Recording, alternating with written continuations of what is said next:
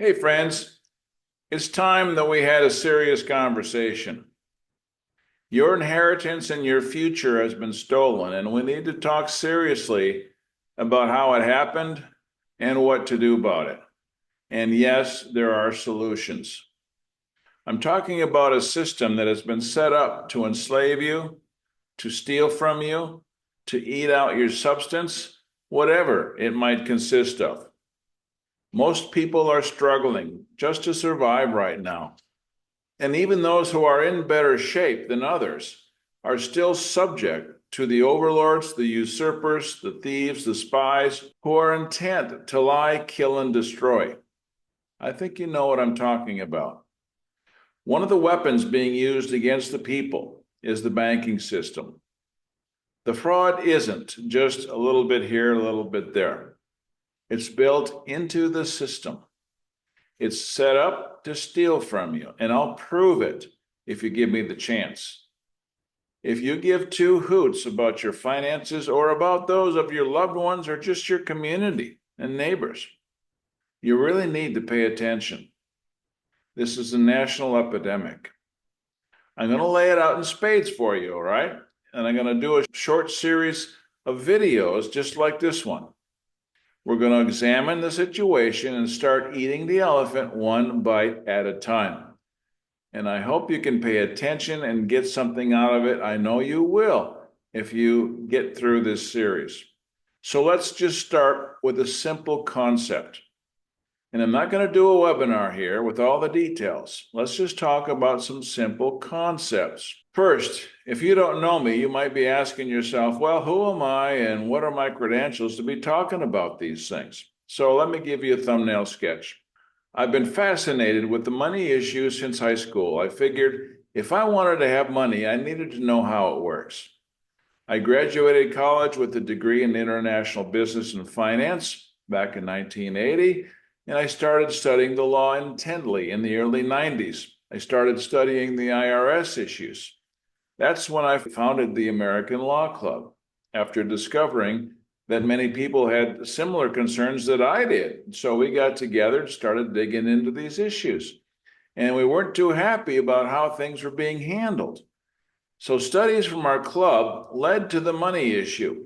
And I learned enough about being a private banker using negotiable instruments in the UCC, Uniform Commercial Code, to purchase a used Mercedes with a private negotiable instrument.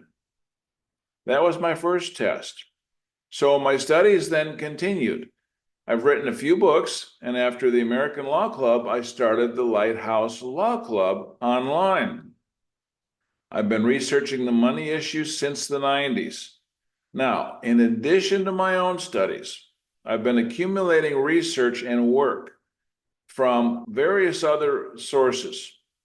I've gathered important work from accountants, CPAs, bank auditors, forensic analysts, researchers on notary fraud, mortgage bankers who understand the back office dealings of the secondary market and what happens in the securitization, which is quite a story. And I've learned from other pro se litigants, patriots just like you who have a keen interest on this topic.